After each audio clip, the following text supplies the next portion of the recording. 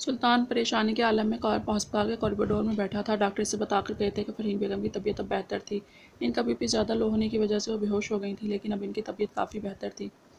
لیکن ڈاکٹر نے تاکید بھی کی تھی کہ ان کو کسی بھی طرح کے ڈپریشن سے بچایا جائے، ورنہ ان کے دماغ کے لیے ایک اور جھٹکا خطرناک ثابت ہو سکتا تھا۔ سلطان کو سمجھ میں نہیں آ رہا تھا وہ کیا کرے۔ ایک طرف اس کی ماں کی زندگی تھی اور دوسری جانب کنیز اور سلطان، دونوں میں سے کسی ایک کو نہیں چن سکتا تھا۔ موبائل بجنے کی آواز پر سلطان نے مردہ حالت میں جیب سے موبائل نکال کر کان سے لگایا۔ سلطان بیٹا اب کیسی طبیعت ہے فرحین کی؟ اگر کوئی زیادہ مسئلہ ہے تو میں اسپتال آ جاؤں؟ اماں بھی کی پریشان سی آواز سلطان کے کانوں میں گونجی۔ آپ پریشان نہ ہوں اماں بھی، امی پہلے سے بہتر ہیں، بس دوائیوں کے زیر اثر سو رہی ہیں، جیسے ہی اٹھیں گی میں آپ کی بات کروا دوں گا۔ سلطان نے اپنا ماتھا سہلاتے ہوئے کہا انشاءاللہ وہ ٹھیک ہو جائے گی بیٹا، بس تم پریشان مت ہو۔ اماں بھی نے سلطان کو تسلی دی۔ اگر تم کہو تو میں ارشمان کو واپس بلا لوں؟ سلطان نے فوراً اپنا سر انکار میں ہلایا۔ نہیں آپ انہیں پریشان مت کریں، میں سنبھال لوں گا۔ ٹھیک ہے بیٹا، جیسے تمہیں بہتر لگے، اماں بھی نے محبت سے کہا اور پھر خاموش ہو گئی۔ اماں بھی جی بیٹا، سلطان کے پکارنے پر اماں بھی نے محبت سے پوچھا وہ کیسی ہے، میری نوری کیسی ہے؟ سلطان چاہ کر بھی سے میری نوری اپنی زبان سے نہیں کہہ پایا۔ کنیز کا پوچھ رہے ہو بیٹا، فکر مت کرو ماشاءاللہ ٹھیک ہے، وہ بس تمہارا پوچھ رہی تھی۔ سلطان ضبط سے اپنی آنکھیں موند گیا۔ اس کی ساری ہمت ختم ہوتی جا رہی تھی۔ اس کا خیال رکھیے گا اماں بھی، وہ میری ذمہ داری ہے۔ اتنا کہہ کر سلطان نے فون بند کر دیا اور اپنا سر ہاتھوں میں تھام گیا۔ وہ خود بھی نہیں جانتا تھا کہ زندگی نے اسے ابھی کن امتحانوں سے دوچار کرنا تھا۔ انہیں ہوش آ گیا ہے سلطان صاحب، ڈاکٹر کی آواز پر سلطان بے چینی سے اٹھ کر وارڈ کی جانب گیا۔ دروازہ کھولتے ہی اس کی نگاہ فرحین بیگم پر پڑی جو اسے دیکھتے ہی اپنا چہرہ دوسری جانب موڑ گئی تھی۔ امی، سلطان ان کے پاس آیا اور ان کا ہاتھ تھام کر اپنی آنکھوں سے لگا لیا، لیکن فرحین بیگم نے اپنا ہاتھ بے رخی سے کھینچ دیا۔ چلے جاؤ یہاں سے سلطان، مجھے چین سے مرنے دو۔ فرحین بیگم کی آواز میں بہت زیادہ بے رخی تھی اور اپنی ماں کی بے رخی سلطان کا دل چیر کر رکھ گئی۔ امی پلیز ایک بار میری بات تو کیا سنو، میں کچھ سننے کے قابل ہی کہاں چھوڑا ہے تم نے مجھے؟ فرحین بیگم نے روتے ہوئے کہا تو سلطان ضبط سے اپنی آنکھیں موند گیا۔ بلکہ تم مجھے بتاؤ سلطان ملک کہ کیا جواب دوں گی میں اپنی اس بہن کو، جس سے اس کی چھوٹی سی بیٹی کو اپنی بیٹی بنا کر لیا تھا میں نے؟ فرحین بیگم نے روتے ہوئے کہا اور سلطان بس سر جھکائے ان کی بات سن رہا تھا۔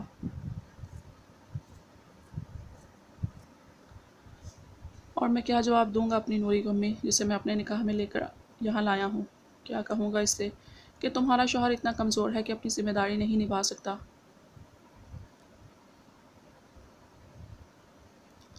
سلطان چاہ کر بھی یہ بات انہیں نہیں کہہ پایا تھا۔ ایسا کر کے وہ اپنی ماں کو مزید دکھی کر دیتا۔ کیا مستقبل ہوگا اس کا، جس نے ساری زندگی تمہارے نام سے منسلک ہو کر گزار دی؟ کون تھامے گا اس کا ہاتھ؟ بلکہ جب تم اس سے منگنی توڑو گے تو وہ بیچاری تو شاید خودکشی ہی کر لے۔ فرحین بیگم اپنی باتوں سے سلطان کا کرب بڑھاتی جا رہی تھیں۔ اور میں کیا کہوں گا اپنی نوری کو چھوڑ دیا تو اسے بھی خودکشی نہیں کرنی پڑے گی امی، وہ بھی ویسے ہی مر جائے گی۔ سلطان نے کرب سے اپنی آنکھیں موندتے ہوئے سوچا۔ اور یہ سب دیکھنے سے پہلے میں مرنا پسند کروں گی سلطان ملک، مجھے مرنے دو۔ سلطان نے تڑپ کر اپنی ماں کو دیکھا۔ امی پلیز ایک بار میری بات تو سن لیں۔ جس لڑکی سے میں محبت کرتا ہوں وہ میری، مجھے تمہاری کوئی وضاحت نہیں چاہیے۔ میری طرف سے جو مرضی کرو، تم بس اتنا احسان کرنا کہ اسے گھر میں لانے سے پہلے میرا جنازہ اٹھنے کا انتظار کر لینا۔ سلطان نے حیرت سے فرحین بیگم کو دیکھا۔ امی ایک بات ہمیشہ یاد رکھنا سلطان ملک، تمہیں دنیا میں عورتیں تو بہت سی مل جائیں گی لیکن ماں ایک ہی ملتی ہے، اور اس ماں کا دل دکھا کر تم بھی کبھی خوش نہیں رہ سکو گے۔ فرحین نے روتے ہوئے کہا اور سلطان انہیں کرب سے دیکھتا وہاں سے اٹھ کر چلا گیا۔ زندگی کے جس دوراہے پر وہ آج کھڑا تھا اس کے پاس کوئی منزل تک کا کوئی راستہ نہیں بچا تھا۔ ارشمان کھانا لے کر ہوٹل واپس آیا تو کمرے میں گھپ اندھیرا دیکھ کر حیران ہوا، لیکن لائٹ جلانے پر جب اس کی نظر بیڈ کے پاس کھڑی آن پر گئی تو دل بہت زور سے دھڑکا۔ اس کی دلائی ہلکے جامنی رنگ کی میکسی میں کھلے بالوں اور مناسب میک اپ کے ساتھ وہ سجی اس کے خوابوں کی شہزادی ہی تو لگ رہی تھی۔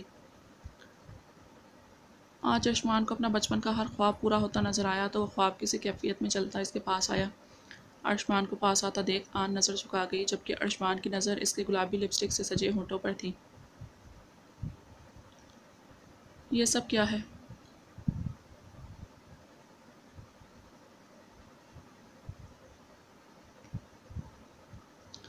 بہت مشکل سے ارشمان نے اپنے بہہ کے جذبات کو اپنے لہجے میں چھلکنے سے روکا۔ جواب میں آن نے خاموشی سے اپنا ہاتھ اٹھا کر اپنے کانوں پر رکھ دیا۔ مجھے معاف کر دیں مان، آپ کی محبت پر بھروسہ نہ کرنے کے لیے معاف کر دیں، اس کی توہین کے لیے معاف کر دیں، بلکہ اب آپ کی آنچ تھک چکی ہے۔ مان مزید آپ کی ناراضگی سے نہیں لڑ پائے گی، آن نے نم آنکھوں سے اس کی جانب دیکھتے ہوئے کہا تو ارشمان خواب کسی کیفیت میں اس کے قریب ہوا اور اس کا چہرہ اپنے ہاتھوں میں تھام لیا۔ تھک تو میں چکا ہوں آن، تمہیں اس کرب کا اندازہ ہی نہیں جس سے تمہارا مان گزرتا آیا ہے۔ آن نے نم آنکھیں اٹھا کر اسے دیکھا تو ختم کر دینا یہ کرب مان، آزاد کر دیں اب ہم دونوں کو اس تکلیف سے، میں خوش رہنا چاہتی ہوں مان۔ ان آنسوؤں سے اکتا گئی ہوں کہ آپ مجھے خوشی نہیں دیکھ سکتے جس کا میں نے ہمیشہ خواب دیکھا۔ آن کے سوال پر ارشمان اپنی آنکھیں موند گیا۔ پلیز مان اب بس کر دیں، نہیں رہنا چاہتی آپ سے دور۔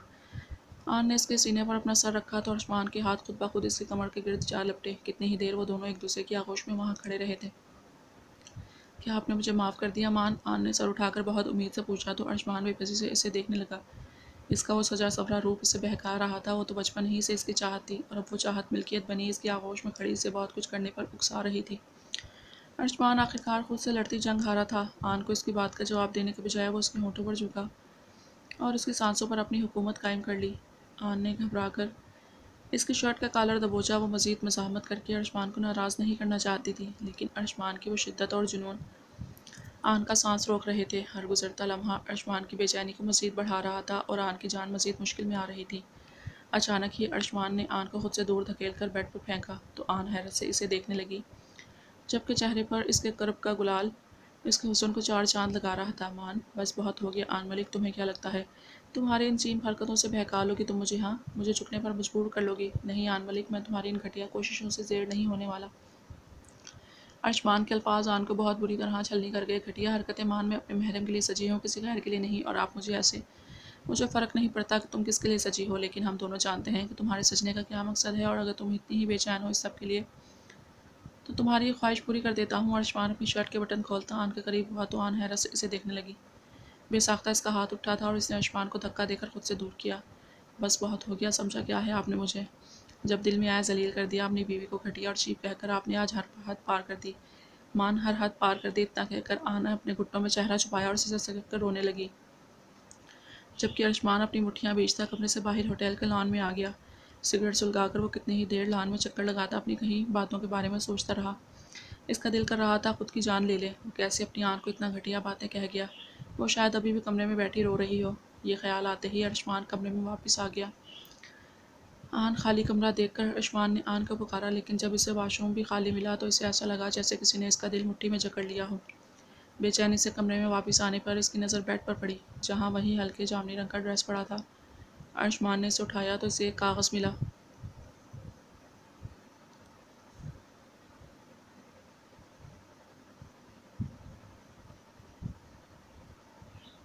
اپنی سانسوں میں آباد رکھنا مجھے، میں رہوں یا نہ رہوں یاد رکھنا مجھے۔ آن کی لکھی ہوئی وہ سطریں دیکھ کر ارشمان کو لگا کسی نے اس کا دل مٹھی میں جکڑ لیا ہو۔ وہ سمجھ چکا تھا اس کی آن اسے چھوڑ کر جا چکی ہے۔ یہ سوچ آتے ہی ارشمان بھاگ کر اپنی گاڑی تک گیا۔ وہ اپنی آن کو واپس لانے کا ارادہ رکھتا تھا۔ وہ مر تو سکتا تھا، لیکن آن سے دوری اس کے لیے موت سے بھی بدتر تھی۔ 2 گھنٹوں تک وہ آن کو ڈھونڈتا سڑکوں پر خوار ہوتا رہا، لیکن آن اسے کہیں نہیں ملی۔ ہر گزرتا لمحہ اس کی بے چینی اور خوف کو بڑھا رہا تھا۔ اس سب پر آسمان پر چھاتے کالے بادل اور رات کا بڑھتا اندھیرا اس کی پریشانی مزید بڑھا گیا تھا۔ دل بار بار اپنے رب سے دعائیں مانگ رہا تھا کہ اسے آن مل جائے، کیونکہ اگر ایسا نہ ہو تو وہ بھی نہیں جانتا تھا وہ کیا کر گزرے گا۔ بارش زور و شور سے شروع ہو چکی تھی اور ارشمان کی پریشانی مزید بڑھا گئی۔ نہ جانے آن کہاں کس حال میں ہوتی، یہ خیال ہی ارشمان کی سانسیں روک رہا تھا۔ آن کو ڈھونڈتے وہ بے چینی سے یہاں وہاں دیکھ رہا تھا۔ کتنے ہی پل بس اسٹیشن کے بعد وہ ایک اور بس اسٹیشن پر آیا اور پاگلوں کی طرح یہاں وہاں بھاگتا آن کو ڈھونڈنے لگا۔ اچانک ہی اس کی نظر آن پر پڑی جو سفید چادر لیے بینچ پر بیٹھی تھی۔ بارش سے نازک وجود مکمل طور پر بھیگ چکا تھا۔ اسے صحیح سلامت دیکھ کر جہاں ایک سکون ارشمان کے رگوں میں اترا تھا، وہیں اس کی حرکت پر غصہ بھی اس کے اعصاب پر سوار ہوا تھا۔ تنی ہوئی رگوں کے ساتھ وہ آن کے پاس آیا اور اس کا ہاتھ پکڑ کر اسے اپنے ساتھ کھینچنے لگا۔ یہ کیا حرکت ہے، چھوڑے میرا ہاتھ! آن غصے سے چلائی، لیکن ارشمان نے اس کا ہاتھ چھوڑنے کے بجائے اسے لا کر گاڑی میں ڈالا اور خود ڈرائیونگ سیٹ پر آ کر بیٹھ گیا۔ آپ یہ shut up, just shut up, تمہاری ہمت کیسے ہوئی وہاں سے آنے کی؟ ارشمان اتنے غصے سے چلایا کہ آن سہم کر اسے دیکھنے لگی۔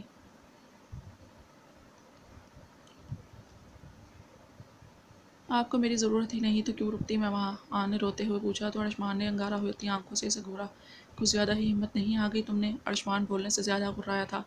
مجھ سے یوں زبردستی؟ بس آن اب آواز نہ آئے تمہاری، بہت پہلے ہی مشکل سے قابو کیے بیٹھا ہوں خود پر، کہیں غصے میں کچھ الٹا مت کر دوں، اس لیے خاموشی رہو۔ ارشمان کے انداز میں نہ جانے ایسی کون سی وارننگ تھی کہ آن بری طرح سہم گئی۔ وہ دونوں ہوٹل کے راستے میں تھے، لیکن سامنے پولیس کی ناکہ بندی دیکھ کر ارشمان پریشان ہوا۔ کیا ہوا؟ پولیس والے کے وہاں آنے پر ارشمان نے پوچھا۔ کچھ نہیں سر، بارش کی وجہ سے سلائڈنگ ہوئی ہے اور تو راستہ بلاک ہے، آپ ابھی اس راستے سے نہیں جا سکتے۔ پولیس والے کی بات پر ارشمان نے گہرا سانس لیا، لیکن ہمارا ہوٹل وہاں ہے۔ سوری سر، لیکن میرے خیال سے آپ کو کسی اور ہوٹل میں رات گزار لینی چاہیے۔ راستہ کلیئر کرتے کرتے صبح تک کا وقت ہو جائے گا۔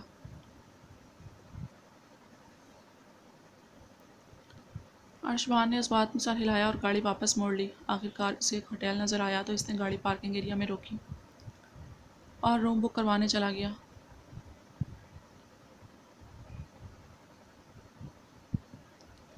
بارش ابھی بھی زور و شور پر تھی۔ وہ ہوٹل زیادہ اچھا تو نہیں لیکن وہاں رات گزاری جا سکتی تھی۔ روم بک ہونے کے بعد ارشمان آن کے پاس آیا اور اس کا بازو پکڑ کر اسے اپنے ساتھ کمرے میں لے آیا۔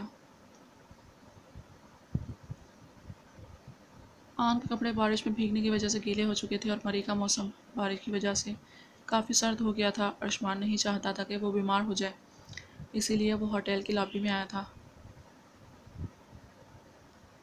کیا مجھے ایکسٹرا کپڑے مل سکتے ہیں؟ ارشمان کے سوال پر کاؤنٹر پر کھڑے لڑکے نے اس کے گیلے کپڑوں کو دیکھا۔ سوری سر، ہمارے پاس کپڑوں کی سروس تو نہیں لیکن باتھ روبس ہیں، وہ آپ کو بھجواتا ہوں۔ ارشمان اس بات میں سر ہلا کر کمرے میں چلا گیا اور آن کو دیکھا جو خاموشی سے بیڈ پر بازو اپنے گرد لپیٹے بیٹھی تھی جبکہ جسم ٹھنڈک کی وجہ سے ہولے ہولے کانپ رہا تھا۔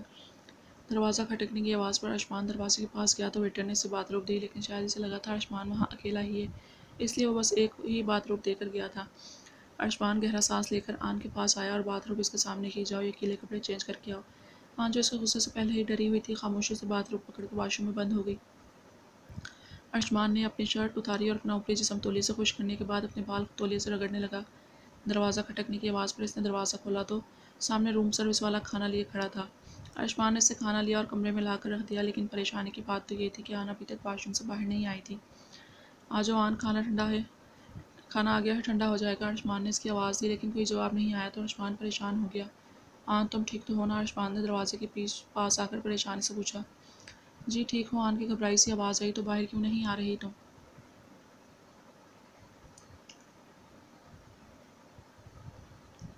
ارشمان کے ماتھے پر بل آئے تھے۔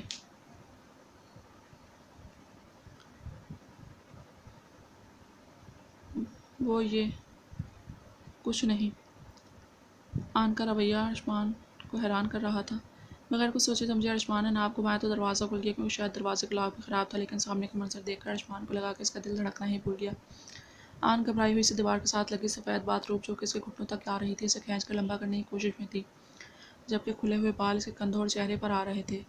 مان یہ، آن نے سر جھکاتے ہوئے کہا، جبکہ رخسار اس کے سامنے اس حالت میں ہونے کی وجہ سے دب گئے تھے۔ کھانا ٹھنڈا ہو رہا ہے، آ کر کھا لو۔ اتنا کہہ کر ارشمان وہاں سے چلا گیا اور آن دھوپ نکلتی باہر آئی اور خاموشی سے بیٹھ کر کھانا کھانے لگی۔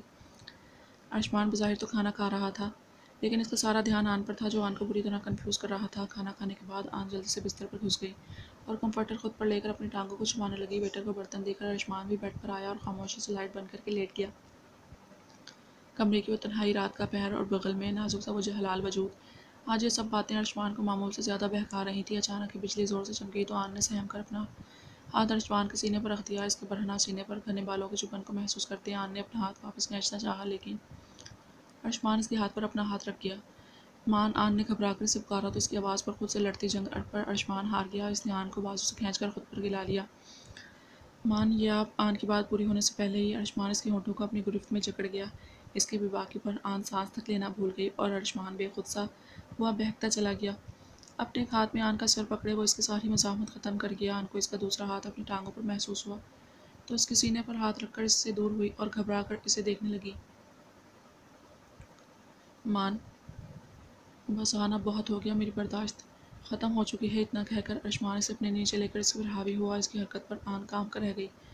نہیں مان، آپ چپ۔ ارشمان نے اس کے ہونٹوں پر انگلی رکھ دی۔ جو ہو رہا ہے ہونے دو، تمہارے ہونٹوں سے انکار بالکل برداشت نہیں کرنے والا۔ اس وقت سب بھول جانا چاہتا ہوں میں آن، بس یاد رکھنا چاہتا ہوں تو تمہیں اور اپنی محبت کو۔ اتنا کہہ کر ارشمان اس کی گردن پر جھک گیا۔ ارشمان کی بے باکیاں آن کو بری طرح سے کپکپانے پر مجبور کر رہی تھیں، لیکن بہت کوشش کے باوجود وہ مزاحمت نہیں کر پا رہی تھی۔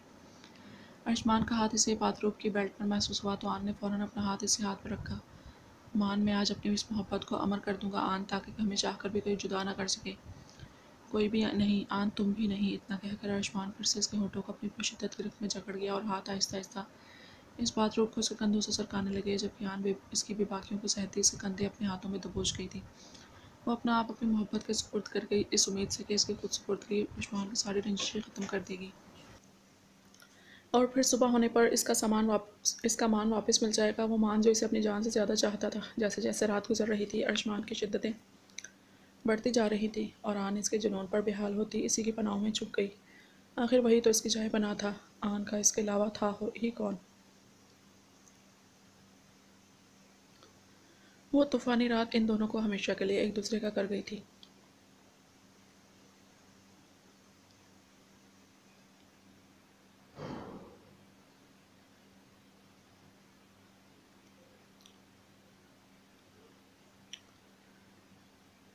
بولا نا نہیں لوں گی دوائی، دفع ہو جاؤ یہاں سے۔ فرحین بیگم کی بات سن کر سلطان نے گھبرا کر انہیں دیکھا۔ کل سے نہ تو وہ دوا لے رہی تھی اور نہ ہی ڈاکٹرز کو اپنا علاج کرنے دے رہی تھی۔ ہر گزرتے لمحے کے ساتھ ان کا بی پی بڑھتا جا رہا تھا۔ آپ نے اگر دوائی نہیں لیں گی تو آپ کی طبیعت مزید خراب ہو جائے گی، پلیز دوائی لے لیں۔ سلطان نے دوائی ان کی جانب بڑھاتے ہوئے کہا، لیکن فرحین بیگم نے اس کے ہاتھ پر ہاتھ مار کر اسے پھینک دیا۔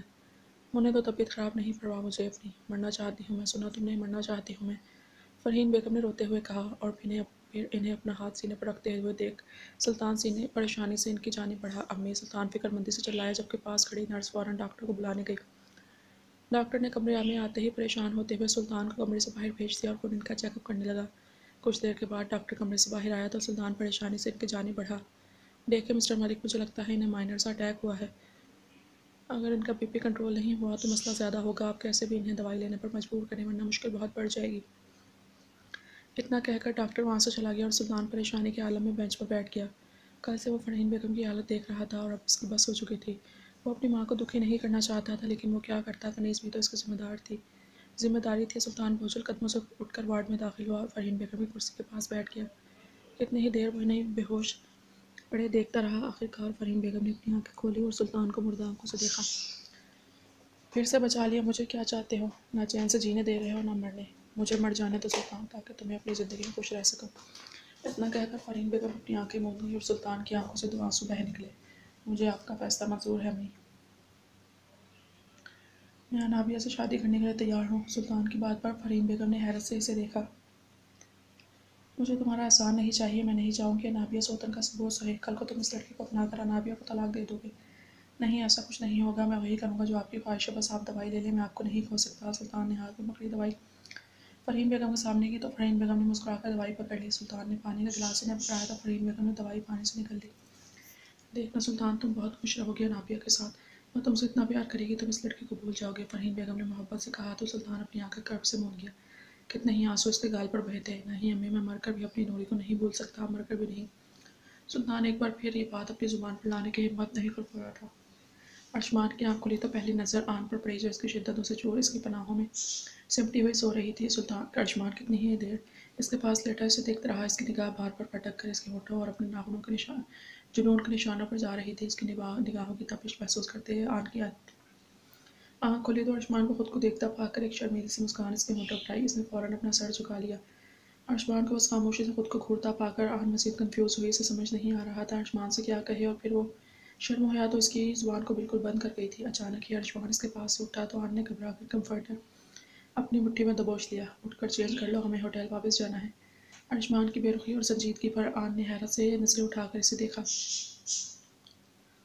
کیا اس کا خود کو نچھاور کر دینا بھی ارشمان کا غصہ مٹا نہیں پایا تھا؟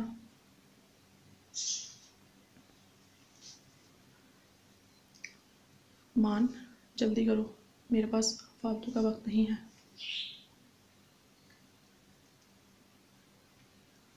ارشمان نے شرٹ پہنتے ہوئے کہا جو اب سوکھ چکی تھی۔ اس سے کمرے سے باہر نکلتے ہی آن کی آنکھوں سے مزید آنسو بہے، لیکن اسے تسلی دی کہ ہو سکتا ہے ارشمان اس سے محبت سے پیش آیا، ہو سکتا ہے اس کی یہ بے رخی دو پل کی ہو، پھر سب ٹھیک ہو جائے۔ آن نے امید سے سوچا اور اٹھ کے کپڑے چینج کرنے چلی گئی۔ کپڑے چینج کر کے وہ باہر آئی جہاں ارشمان گاڑی کے پاس کھڑا کا انتظار کر رہا تھا۔ پورا راستہ ارشمان نے اس سے کوئی بات نہیں کی اور آن چاہ کر بھی کچھ کہنے کی ہمت اکٹھا نہیں کر پائی۔ ہوٹل واپس پہنچ کر ارشمان کمرے میں گیا اور اپنا سامان پکڑ کر پیک کرنے لگا۔ اپنا سامان پیک کر لو ہاں آن، ہم دونوں واپس جا رہے ہیں آج۔ ارشمان کی بات پر آن نے حیرت سے اس کی طرف دیکھا اور اس کے پاس آئی۔ آن نے اس کو سینے پر ہاتھ رکھا تو ارشمان نے حیرت سے اسے دیکھنے لگا کہ آپ نے ابھی بھی مجھے معاف نہیں کیا مان، اتنا سب ہونے کے بعد بھی؟ آن کے سوال پر ارشمان اپنی مٹھیاں بیچ کے اپنا سامان پیک کرو آن، ہم واپس جا رہے ہیں۔ نہیں مان، ہم تب تک واپس نہیں جا رہے جب تک آپ میری بات کا جواب نہیں دیتے کہ آپ نے مجھے معاف نہیں کیا۔ آن نے بہت امید سے پوچھا اور ارشمان کتنی دیر اس کی آنکھوں میں امید کو دیکھتا رہا۔ نہیں، میں نے پہلے بھی تمہیں یہی کہا تھا اور آج بھی یہی کہہ رہا ہوں، میں چاہ کر بھی تمہیں معاف نہیں کر سکتا۔ ارشمان ملک آج اپنی اپنے افواج سے اپنی محبت کا دل بہت بری طرح سے توڑ گیا تھا۔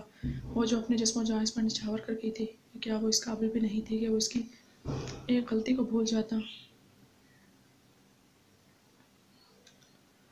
آپ اب ظلم کر رہے ہیں مان۔ آن نے بہتی آنکھوں سے کہا اور اس کی آنکھیں اس کے کرب کی انتہا بیان کر رہی تھیں، لیکن پھر بھی ارشمان کو اس پر رحم نہیں آیا تھا۔ جانتا ہوں، باہر تمہارا انتظار کر رہا ہوں، سامان لے کر آ جانا۔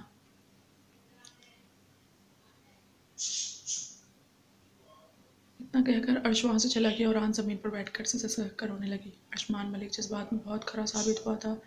اس نے اتنی شدت سے محبت نبھائی تھی، اب نفرت بھی وہ اسی جنون سے نبھا رہا تھا۔